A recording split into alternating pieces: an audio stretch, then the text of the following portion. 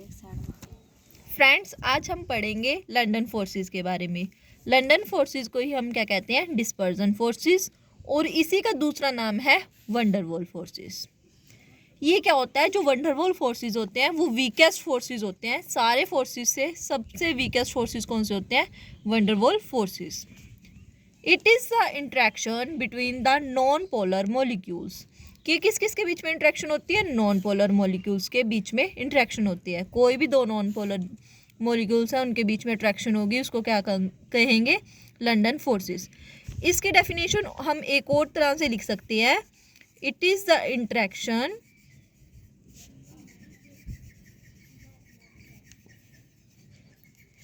Between the two induced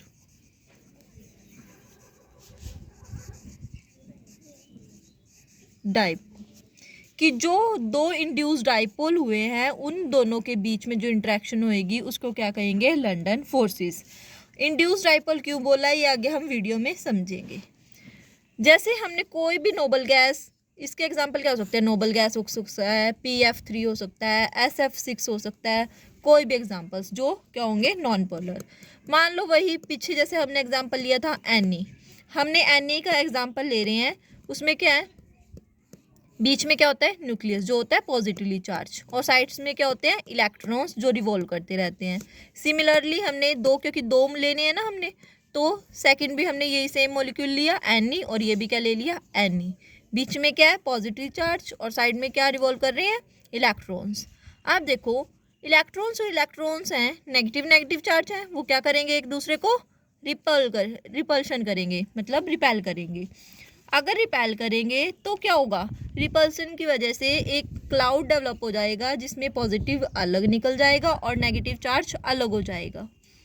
आप देखो जो ये हमने नियॉन का लिया था, इसमें क्या होगा? अब ये नेगेटिव हो गया, अब ये क्या हो गया? पॉजिटिव। दोनों में क्या होएगी? अट्रैक्शन। अब जैसे ये वाला मॉलिक्यूल हमने डेवलप करा है, वैसे ही हमने एक और जैसे नियॉन का लेंगे। यहाँ पे नियॉन में क्या होगा? फिर पॉजिटिव चार्ज, यहाँ पे क्या होंगे? इलेक्ट्रॉन्स होंगे। फिर क्या करेंगे? नेगेटिव नेगेटिव क्या करेंगे?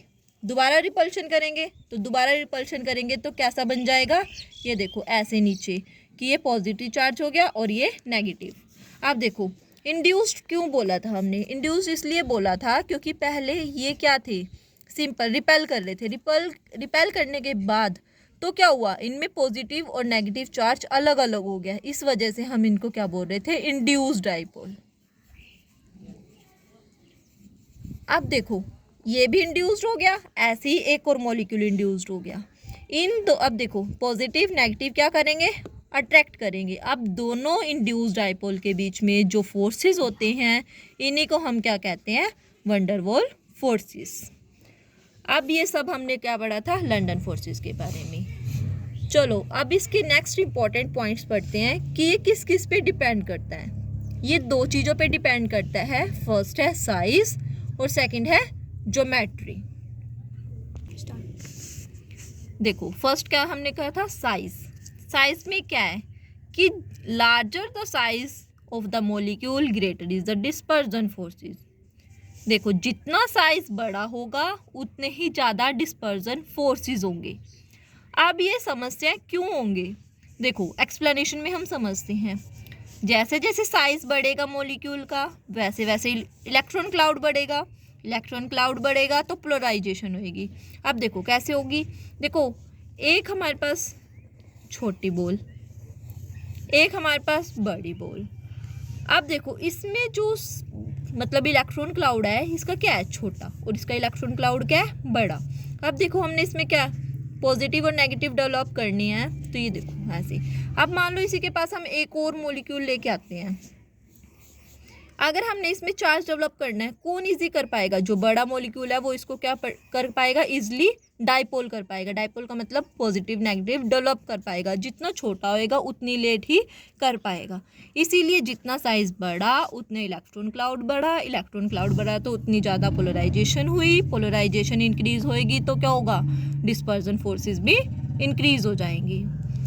अब देखो, जब फोर्सेस इंक्रीज होते हैं तो मेल्टिंग और बॉइलिंग पॉइंट इंक्रीज हो जाता है, क्योंकि देखो अगर फोर्सेस बढ़ गए तो उनको तोड़ना कितना मुश्किल होएगा। फोर्सेस बढ़ेंगे तो उनका मेल्टिंग पॉइंट भी अपने आप बढ़ जाता है, या बॉइलिंग पॉइंट भी। अब देखो मैं एक एग्जांपल के थ्रू समझाती हूँ आपको। हमने ना ग्रुप 14 की एक सीरीज़ ले ली है। उसमें क्या है कि उसमें क्या होता है, सबसे पहले सी, फिर SI, फिर GE, SN, फिर PP। अब इसको लर्न करने की एक ट्रिक है, उसको हम क्या बोलेंगे, काशी गए सब प्रभु।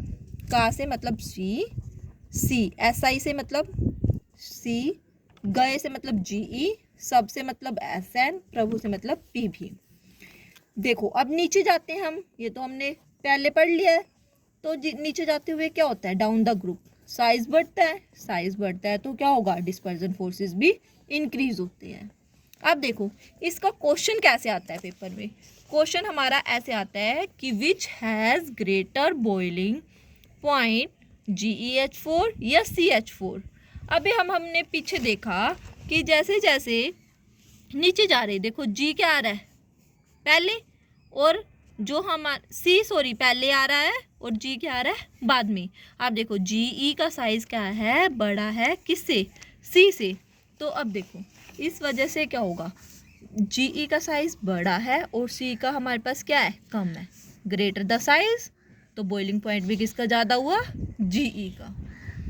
अब समझ आया, ये हमारा था फर्स्ट पॉइंट जो साइज के बारे में था। अब नेक्स्ट जो डिपेंड करता है डिस्पर्जन फोर्सेस, वो होता है ज्योमेट्री ऑफ द मॉलिक्यूल।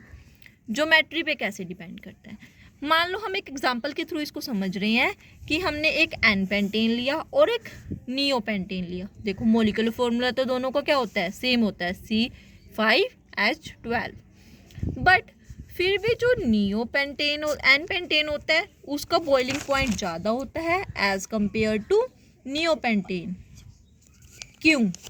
अब जब हम इसके स्ट्रक्चर के ऊपर बात करते हैं तो इसका स्ट्रक्चर कैसे होता है, N पेंटेन का सिंपल स्ट्रेट लाइन, पर जो नियो पेंटेन होता है उसका स्ट्रक्चर कैसे होता है, ऐसे। और दूसरी बात, जो ये होता है ये तो स्फीयर की शेप में होता है और ये जिगजैग स्ट्रक्चर। अब देखो जो इसमें ओवरऑल अट्रैक्शंस होएगी मॉलिक्यूल्स के बीच में वो क्या होगी, बहुत ज़्यादा होएगी, और इसमें जो अट्रैक्शन होएगी मॉलिक्यूल्स की वो क्या होगी, कम होएगी। अब देखो अट्रैक्शन ज़्यादा है तो क्या, इसमें अट्रैक्शन ज़्यादा है तो क्या होगा, फोर्सेस ज़्यादा होंगे, फोर्सेस ज़्यादा होंगे तो क्या होगा, बॉइलिंग पॉइंट भी ज़्यादा होगा। और इसमें क्या है, जो अट्रैक्शंस है मॉलिक्यूल के बीच में वो बहुत कम है, तो इसकी वजह से उसमें क्या होगा, बॉइलिंग पॉइंट इससे क्या हो जाएगा, कम हो जाएगा। अब ये हमारा सारा किसके बारे में था, लंडन फोर्सेस के बारे में। आई होप ये आपको सारा समझ आया होगा। अगर फिर भी कुछ डाउट रह जाए तो you can comment me. Thank you.